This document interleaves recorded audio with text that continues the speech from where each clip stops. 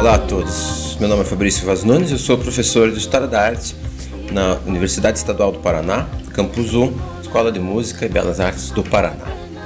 E eu estou disponibilizando aqui esse conjunto de vídeos para todos os interessados em História da Arte geral e História da Arte do Brasil e da América Latina, que são os temas que eu estudo, né, que eu desenvolvo nas minhas disciplinas. Esses vídeos são destinados então aos alunos interessados e ao público em geral. Outro tema que eu pesquiso bastante é a ilustração literária. Nesse caso, o que nós estamos trabalhando esse ano são as ilustrações para a literatura ligada ao gótico literário e ao fantástico latino-americano. Então, para todo o público em geral, temos aí todos esses temas para quem estiver interessado. O que nós vamos abordar neste vídeo é o início da arte grega, o estilo chamado arcaico. Estudar arte grega é sempre algo desafiador, porque ao mesmo tempo que a gente já ouviu falar muito, a gente conhece muito através das várias releituras que a arte grega sofreu através da história, a gente conhece através de releituras, exatamente, que transformam, né, e criaram novas versões dessa linguagem figurativa tão forte que os gregos criaram. Então, quando a gente olha para o período arcaico, a gente vê como isso veio se formando através de várias influências exteriores e também ligadas ao contexto da colonização e da expansão grega que acontecem no chamado período arcaico, que vai do século VIII até o século V a.C.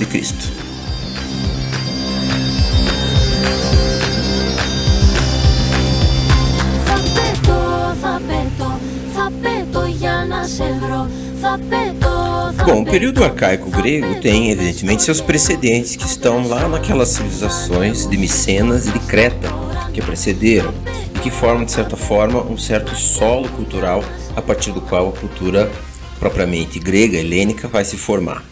Então, retomando o que eu falei um pouco no vídeo anterior, nessa cronologia, a gente vê que em 1600 era o auge da cultura cretense, quando surgiram os novos palácios e de onde vem a maior parte do material que a gente conhece da produção material, da produção artística dessa civilização. Mas já em 1500 esses palácios foram destruídos, muito provavelmente por conta de erupções vulcânicas ou também por conta do próprio colapso dessa civilização. Já em 1300 temos o Palácio dos Átridas em Micenas e essa nova cultura vai dominar então o cenário da Península do Peloponeso. Porém, em 1100 vai acontecer um fato histórico de grandes proporções que vai ser a invasão da Grécia pelos dórios, que é um povo que veio lá do norte da Península do Peloponeso, da região da Macedônia, e que vai desestruturar toda essa civilização. Então, entre 1100 e 800 a.C., nós temos o chamado período das trevas helênico. Ele é chamado período das trevas porque conhece-se muito pouco do que aconteceu durante todos esses cerca de 300 anos. A partir dessa invasão dos dórios, começa a se desenhar, então, a formação étnica da população grega. A população grega não era propriamente homogênea, ela é formada de diferentes povos que foram se misturando, o que também tem consequências sobre os seus diferentes estilos artísticos. O primeiro povo a habitar a Grécia foram os jônios, que eram habitantes da região da Ática e do Peloponeso, e que serão expulsos pelos dórios. Assim, eles vão emigrar para a Ásia Menor, a região onde hoje é a Turquia. Eles serão os fundadores de cidades como Esmirna, Éfeso, Samos, Quios, Mileto, etc. A conquista das cidades jônicas pelos persas deu origem às guerras médicas que vão acontecer então no século V e que vão ser decisivas para a formação do período clássico da Grécia Antiga. Outro povo importante eram os aqueus, que chegam por volta de 2000 a.C., e foram os aqueus que fundaram cidades como Argos, Micenas e Tirinto. Eram os aqueus que formavam a civilização micênica. Também os aqueus é quem vão lutar contra os troianos na Guerra de Troia, né, que era essa cidade na Ásia Menor, onde hoje é a Turquia. Eles habitaram principalmente o Peloponeso, mas também se expandiram para a Ásia Menor, fundando algumas cidades como Halicarnasso, Cos, Cnidos, Lindos, Camiros e Jalisos, que eram rivais das cidades jônias. Toda a história da arte grega e da civilização grega é a história da competição também entre esses diferentes povos. Outro povo que formou a parte étnica da população grega são os eólios. que se consideravam descendentes de Éolo, o deus grego dos ventos, e filho de Heleno, descendentes, portanto, de Heleno, que era o patriarca mítico dos gregos. Eles eram originários da região da Tessália e vão migrar com a invasão dórica. São eles que vão ser os fundadores de Delfos, a cidade muito importante, porque lá havia o famoso oráculo de Delfos, e serão também cofundadores da cidade de Atenas. Os dórios, que de acordo com a tradição, formada principalmente pelos historiadores gregos, eram originários da Macedônia, ao norte da península do Peloponeso. Como eu já expliquei antes, eles invadiram a Grécia continental e o Peloponeso no século XII a.C. e vão também se expandir para a Ásia Menor, onde vão passar a rivalizar com os jônios. Então todos esses povos juntos e misturados vão formar a unidade cultural, também com seus aspectos de variação local, que era chamada por eles de Hélade, ou seja, a terra dos helenos. Então todos esses povos vão passar a se considerar então como descendentes de Heleno, que era o patriarca mítico dos gregos. Os limites cronológicos do período arcaico se dão entre 776 a.C., quando ocorreram os primeiros Jogos Olímpicos, e o ano de 480 a.C., quando ocorreu a Batalha de Salamina.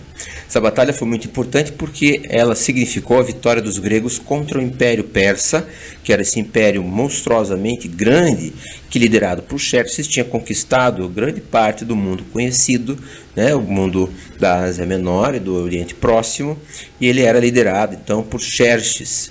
Com essa vitória é que vai se formar então a Liga de Delfos, uma liga liderada por Atenas, que vai ser determinante para a formação dos aspectos culturais e artísticos da Grécia clássica. Um dos aspectos mais importantes do período arcaico será o desenvolvimento da urbanização.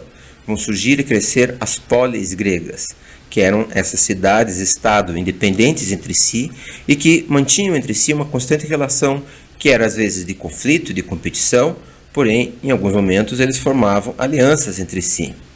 Também no período arcaico vai surgir o alfabeto grego, e isso vai possibilitar o surgimento das versões escritas das narrativas poéticas que eram originalmente cantadas por aedos.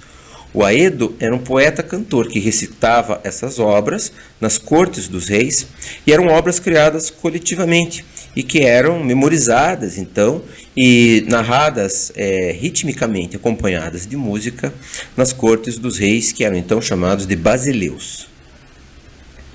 Dentro das polis é importante pensar que havia uma população heterogênea com diferentes classes sociais, em que cada uma tinha também o seu status específico. No alto da pirâmide, digamos assim, havia os cidadãos com plenos direitos legais e políticos. Eles eram homens livres, que tinham propriedades, eles tinham ou terras ou bens, eles eram também elegíveis para cargos públicos e eles tinham a obrigação de lutar nas guerras. As mulheres, assim como as crianças, eram representadas pelos seus pais ou maridos. Elas não tinham direitos políticos diretos. Outra classe importante eram os metecos, que eram cidadãos originários de outras cidades e que não tinham direitos políticos.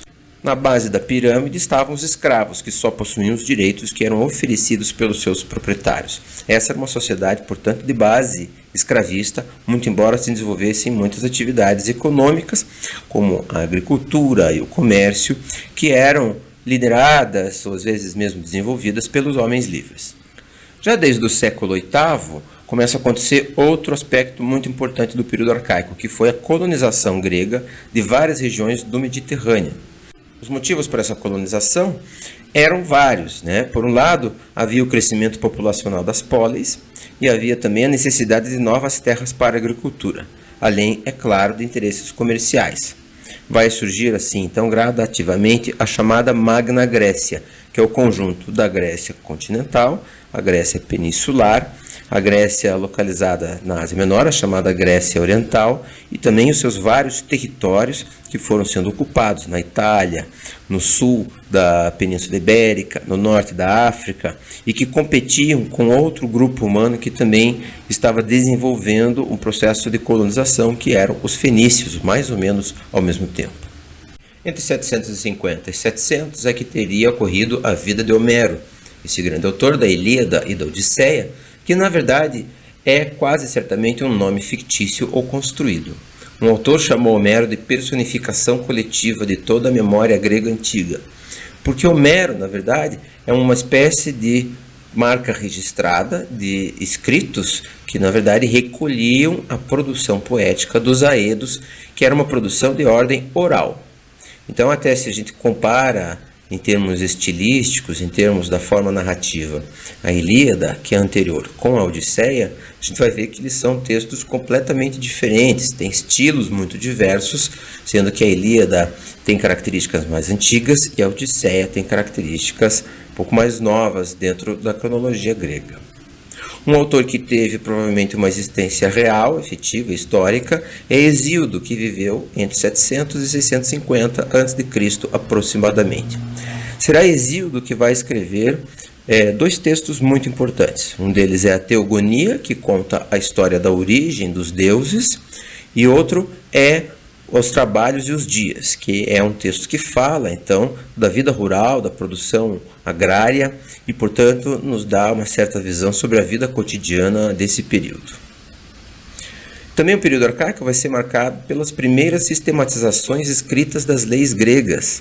Então, as leis elas eram estabelecidas pela tradição, porém, como elas eram modificadas pelos poderosos, à medida em que os fatos passíveis de julgamento, os conflitos iam surgindo, houve então a exigência pela população mais humilde de que as leis fossem escritas. Isso representa também um antecedente das nossas leis escritas atuais. E elas foram escritas por legisladores como Zaleuco de Locros, que tem uma história meio mítica, e outros mais históricos como Drácon e Solon. Entre 670 e 510 vai haver o domínio dos tiranos. A palavra tirano, que para nós tem esse significado muito negativo, era bastante diferente para os gregos. Os tiranos eram pessoas que assumiam o poder sempre com o apoio das classes populares contra os poderosos, e eles exerciam esse poder de forma bastante autocrática. Os tiranos serão sucedidos pelas oligarquias ou pelas democracias, dependendo de cada cidade-estado.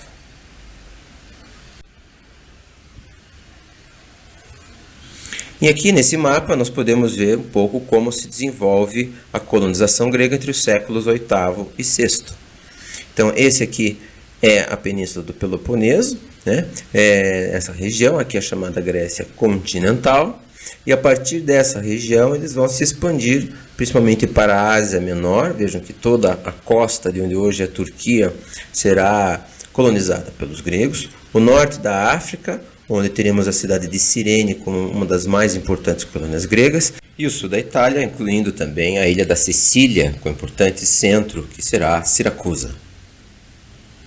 Entre as primeiras produções visuais da Grécia arcaica estarão os grandes vasos do chamado período geométrico, como essa ânfora de Dípilo, do século VIII a.C., que era, na verdade, uma ânfora funerária.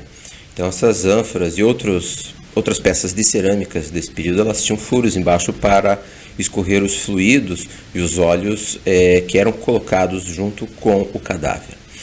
Nessas ânforas geométricas, a gente pode perceber, em primeiro lugar, o uso bastante inteligente da forma tridimensional desse objeto.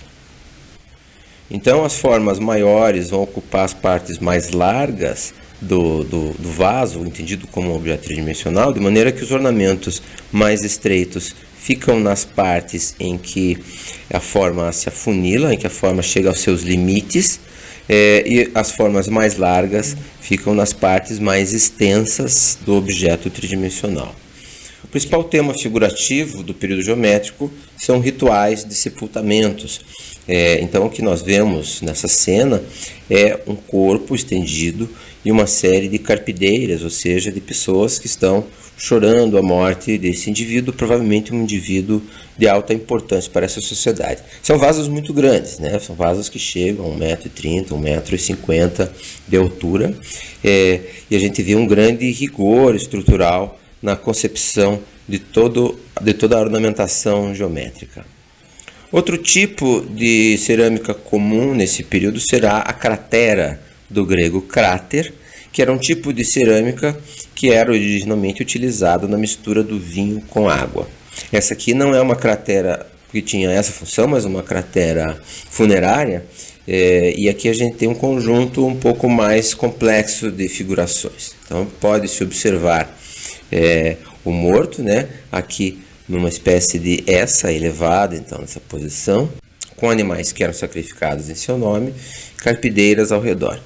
E abaixo da procissão o que temos é um cortejo funerário composto por carros e soldados armados, no caso, hoplitas, que são esses soldados que usam escudos. O escudo aqui ele tem esse elemento lateral bastante exagerado, né, esse espaço negativo, porque numa fileira de hoplitas, um escudo era colocado ao lado do outro. E pelo meio deles era necessário que passassem as lanças, então eles tinham um corte lateral. O que se trata aqui é uma representação bastante esquemática, bastante estilizada desse tipo de guerreiro que será importantíssimo ao longo de toda a história grega. Essa é uma das outras faces dessa cratera, ela tinha alguns elementos tridimensionais aqui para que elas fossem sustentadas, e no geral o que nós vemos é toda a parte figurativa na área mais larga do objeto como um todo. Note-se que os cavalos são representados como se fossem somados uns aos outros, de maneira que a gente vê várias pernas, né, que representam então uma junta de cavalos que puxa esse carro. O carro movido por cavalos é um objeto interessante do período, porque ele não tinha nenhuma função de transporte, nenhuma função prática para além da sua função bélica. Então, são vasos que refletem, ou melhor, que expressam valores dessa sociedade, que é uma sociedade de valores guerreiros, o que marca muito a sociedade grega como um todo. Vejam que esses vasos não tinham necessariamente uma simetria de um lado ao outro, essa é outra face da mesma cratera, em que os ornamentos eles se alteram, eles mudam de um lado para o outro. E aqui a gente vê várias formas geométricas que ocupam, né, o espaço dedicado à decoração nessa cratera, que inclui círculos, cruzes gamadas, essa forma que será depois incorporada pelo nazismo e ficará conhecida pelo nazismo, era usada em várias culturas com um sentido completamente diferente. O período seguinte, a partir do início do século VII, é o chamado período orientalizante. Então é preciso imaginar que os gregos, como grandes navegadores que são, é um território muito próximo ao mar e que compreende todas as ilhas do Mar Egeu, eles vão desenvolver o seu comércio, a sua colonização e estender então sua presença por todo o Mediterrâneo. E isso vai fazer com que eles entrem em contato com outras culturas, com a cultura egípcia, por exemplo, e com a cultura do Oriente Próximo. O que marca o período orientalizante é a presença de uma arte de caráter progressivamente mais narrativo. Então, os vasos vão se tornar o veículo para contar histórias, para apresentar elementos tanto do cotidiano, mas principalmente os elementos ligados ao mito. Outro aspecto técnico interessante a se observar é o fato de que os pintores de vasos vão trabalhar tanto com a pintura em si, que gera essas áreas negras sobre o fundo avermelhado da própria cerâmica, como também incisões em negativo, o que permite aos artistas fazerem linhas finas e delicadas, de maneira que você pode delinear então as figuras com muito mais detalhe. Quase todos os espaços vazios e negativos da figuração, no período orientalizante, eles são preenchidos por elementos geométricos, plantas, formas abstratas, de maneira que ele é caracterizado por algo que na história da arte chama-se de horror vacui, ou seja, o horror ao vazio, que é essa compulsão em preencher todos os espaços com pequenos elementos, né, que são elementos decorativos e não possuem propriamente função figurativa. Nota-se também um avanço da naturalidade, ou melhor, do naturalismo nessas representações, com os cavalos agora podendo ser identificados individualmente. No geral, o período orientalizante ele mostra um tipo de figuração que ainda é tentativo, ainda vai buscando suas soluções e buscando apresentar novos aspectos na figuração. Aqui, por exemplo, temos então uma cena de dança com as pessoas de mão dadas. Aqui já uma pessoa provavelmente tocando flauta, e em cima nós temos a presença da esfinge, que é esse animal mitológico, então de origem egípcia, ou originário também do Oriente Próximo. Então, essas figuras compósitas com cabeças humanas e partes de animais que marcam a cultura do Oriente Próximo e também do Antigo Egito vão começar a fazer parte também da mitologia e da figuração na arte grega. Outra obra importante do período orientalizante é essa ânfora do pintor de Polifemo, de 660 a.C.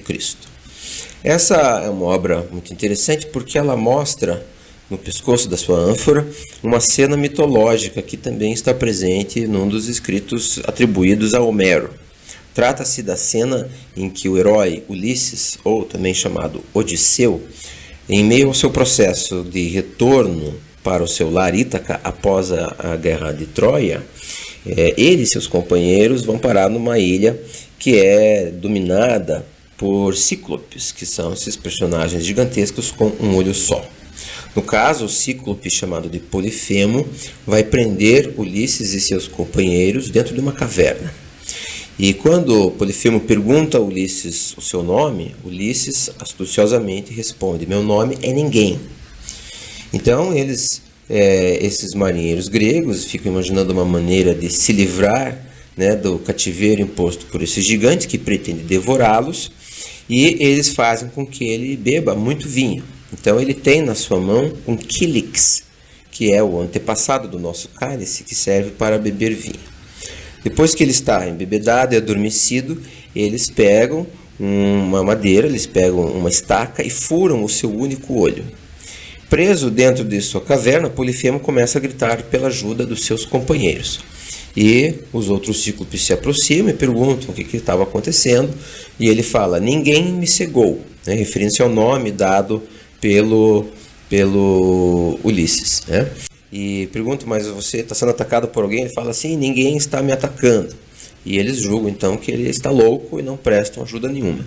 E com esse estratagema, então, Ulisses e seus companheiros conseguem se livrar desse cativeiro. Em termos da forma, interessante ver como a forma humana é bastante estilizada, né?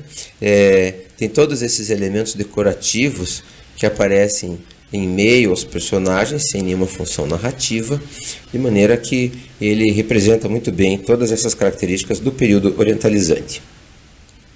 Na parte inferior há uma cena que é ligada a outro episódio mitológico, que é o do herói Perseu, que foge nessa cena das Górgonas, da qual a mais famosa é a Medusa. A Górgona era representada nesse período orientalizante por esse rosto com os olhos deslocados, com uma boca reganhada, cheia de dentes e com cobras que saíam de trás de sua cabeça e do seu pescoço. Essas górgonas, elas estão em movimento. Infelizmente eu não tenho o outro lado desse vaso, mas a gente vê aqui o pé do Perseu que está fugindo, né? E aqui a figura de Atena que apoia, né, que ajuda ele no momento dessa fuga. Essa dimensão narrativa da cerâmica grega, ela vai aparecer também nesse vaso do período orientalizante, conhecido como vaso de Héracles e Nessos. E o episódio que está aqui retratado, ele é um episódio mitológico que mostra a luta entre Héracles, esse grande herói da Hélade, esse grande herói mítico dos gregos, e um centauro chamado de Nessos, cujo nome aparece escrito aqui no dialeto ático, em que se falava Netos ao invés de Nessos. A história conta que Hércules atravessava um rio junto com sua esposa Dejanira e pedem a ajuda então desse centauro. E Hércules atravessa primeiro e do outro lado do rio, Nessos tenta estuprar a sua esposa Dejanira. E Hércules o mata a flechadas. Algumas versões ele o mata com flechadas, às vezes com espada. Aparece também o nome de Héracles aqui escrito.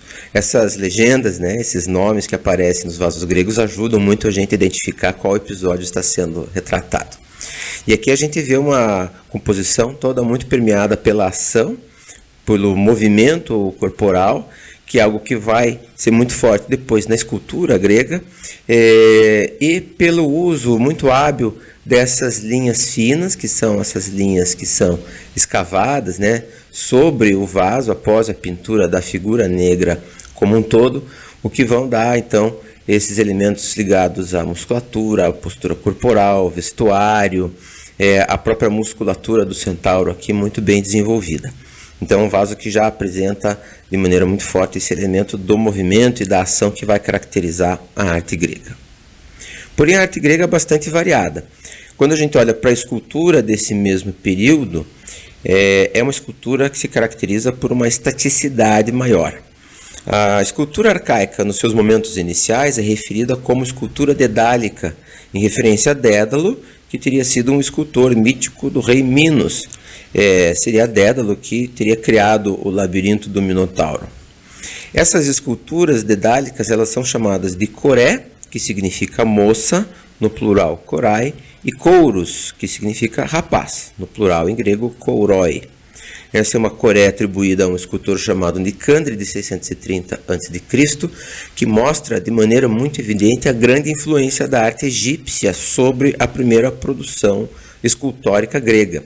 Então a postura era essa postura bastante rígida, ela veste um chiton, que é essa túnica, né, dividida, presa na cintura, e eram monumentos funerários. Então, em muitos desses monumentos, dessas esculturas, vão aparecer epígrafes. Epígrafe é um escrito, que aparece escrito, falando para o espectador, para a pessoa que chega, para se recordar de uma determinada pessoa, para lembrar de uma pessoa que está sendo homenageada.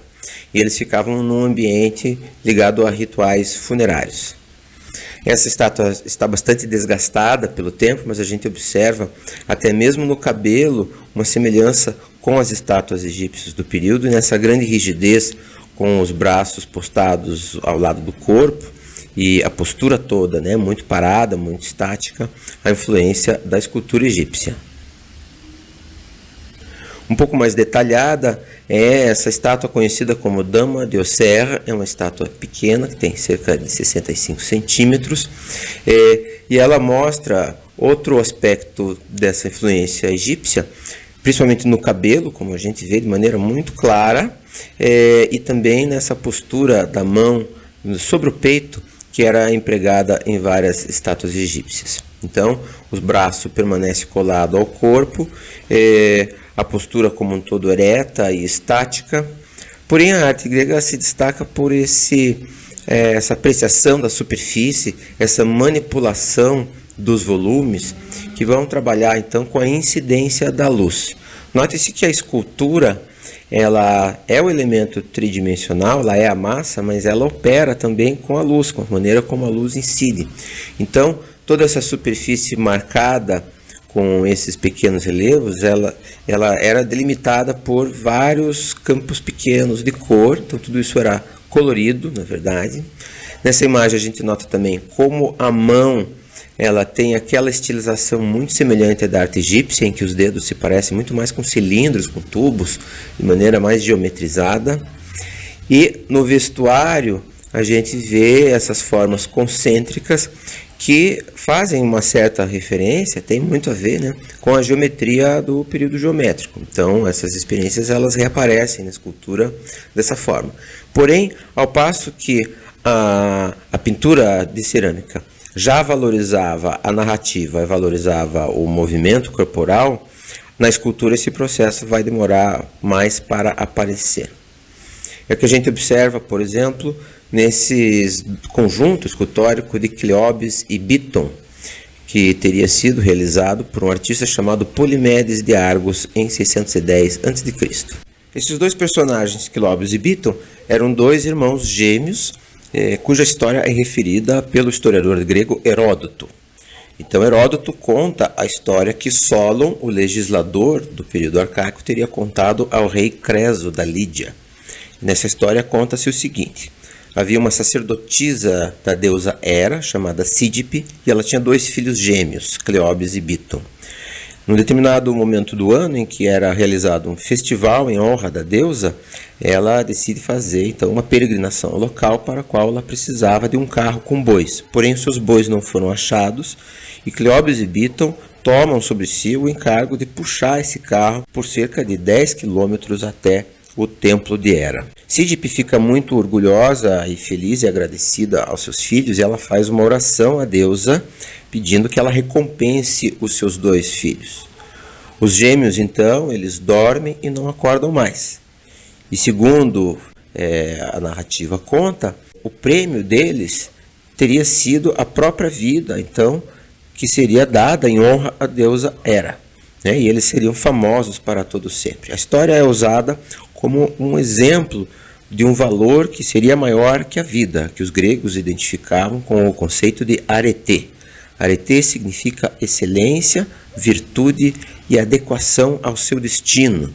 E essa adequação ao seu destino é que teria levado Cleobis e Biton a uma morte honrosa. São valores muito fortes dentro da cultura grega e que são manifestados nessas obras através dessa solidez corporal que tende a uma certa geometrização, que traz consigo reminiscências da arte egípcia, porque eles têm os braços postados diretamente ao lado do corpo, porém, diferentemente da arte egípcia, já há aqui uma tentativa de delineação da anatomia, como a gente pode perceber no tórax, nos músculos do braço e também nos volumes mesmo do rosto e na construção geral da figura. Vejam que há então uma linha que define a caixa torácica, há uma primeira tentativa de uma definição muscular mais naturalista, e eles têm essa perna que avança para frente, que já coloca uma primeira sensação de movimento. Se a gente lembrar da escultura egípcia, os personagens permaneciam ainda muito presos ao bloco, ao passo que na escultura grega a gente vai assistir à progressiva libertação do bloco inicial e a figura começa a assumir uma certa autonomia no espaço. Também nas pernas e principalmente nos joelhos, nota-se o interesse do artista por uma representação anatômica mais naturalista.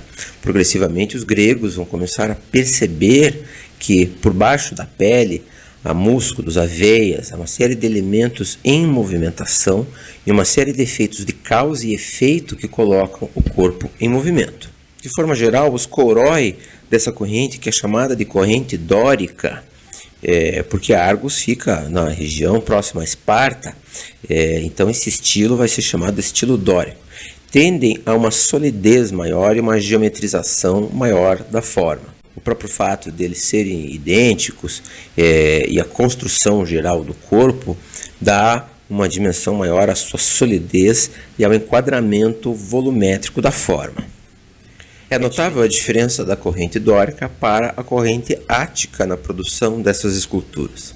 Quando olhamos para esse Kouros, também chamado de Apolo de Tênia, que é um pouco posterior, cerca de 530 a 560 a.C., a gente pode observar como ele tem uma modelagem muito mais suave da forma, e uma leveza bem maior. Ainda há também essa busca pela representação da anatomia, e já se sente nas pernas um leve movimento de rotação, o que dota essa figura de uma maior naturalidade. A corrente ática também vai ter uma sensibilidade maior com os efeitos da luz, com a passagem gradual dos tons de luz, o que vai aparecer de maneira mais clara, por exemplo, numa figura feminina como a Coré de Antenor. A Coré de Antenor, da mesma época, já mostra por baixo do planejamento um princípio de movimento que é o que vai caracterizar de maneira muito forte a arte grega posterior. Por outro lado, a insistência, a atenção ao planejamento faz com que a luz incida e vá criando toda essa gradação de tons, essa passagem suave da luz através do volume, o que vai colocar essa figura como algo que reage de maneira viva, de maneira intensa à luz. A Coré de Antenor, ela veste a veste clássica desse período, que é o chiton, e por cima ela usa o imation, que é essa túnica mais curta. E essa manipulação da luz fica bem clara quando a gente olha de perto, porque no imation você tem todo o frisado do tecido, a decoração com botões e pregas, o que dotam essa figura de muito mais vida e naturalidade do que as peças anteriores. Também o cabelo com suas tranças, note-se que as tranças são escavadas de maneira a valorizar os claros e escuros, né, e trazer isso para frente, criando então uma volumetria que é muito mais eficiente. Essa volumetria fica clara também no couros do cabo súneo, onde, apesar das semelhanças com outros exemplares anteriores, nota-se no joelho e nas pernas como o artista está mais atento para a anatomia, para os elementos internos da figura, ou seja, aquilo que está por baixo da pele. E a partir desses exemplares da arte arcaica, o desenvolvimento começa a ser cada vez mais rápido. Então aqui ainda observa-se muito da escultura egípcia, uma certa frontalidade nos olhos, a orelha estilizada e uma estaticidade geral da figura, porém os egípcios não possuíam essa tensão tão forte com relação àquilo que está debaixo da pele, a carne humana que está ali embaixo. O couros de Anavisos representa então um salto muito grande na representação anatômica. Note-se que toda a volumetria se torna muito mais suave, de maneira muito mais eficiente, uma atenção à passagem dos tons, a aspectos anatômicos, né, como essas pequenas evoluções, então toda a volumetria. Nas pernas, a musculatura das coxas deixa de ser esquemática para dar exatamente o início de uma sensação de um corpo que é alternativamente macio ou duro e se contrai então com o movimento. E aqui já temos quase um passo muito mais natural, no sentido de que cada parte do corpo reage ao movimento. Então o conjunto do corpo reage ao movimento como um conjunto de elementos que operam de maneira orgânica e não como partes independentes meramente em movimento.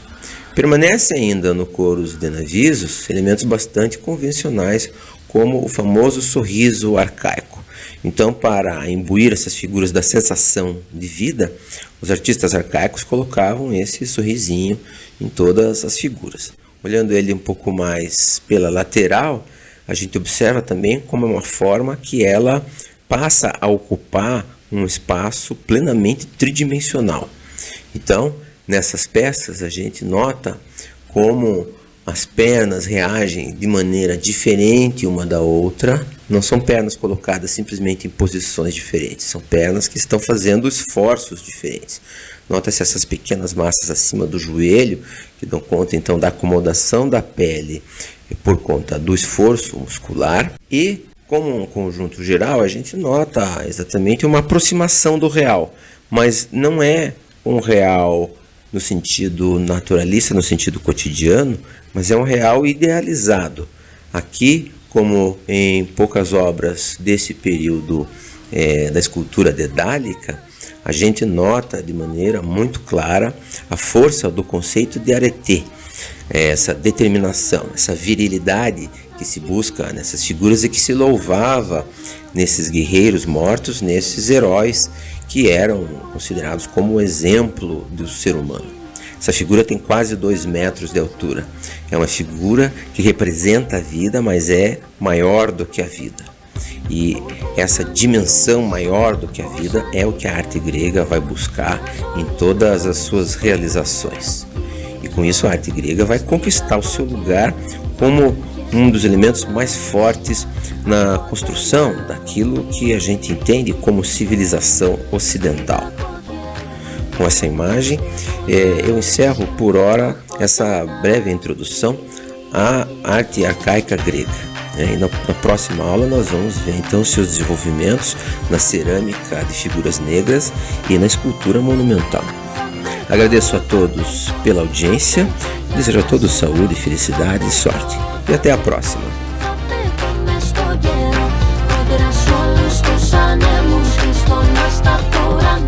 Sapeto, sapeto.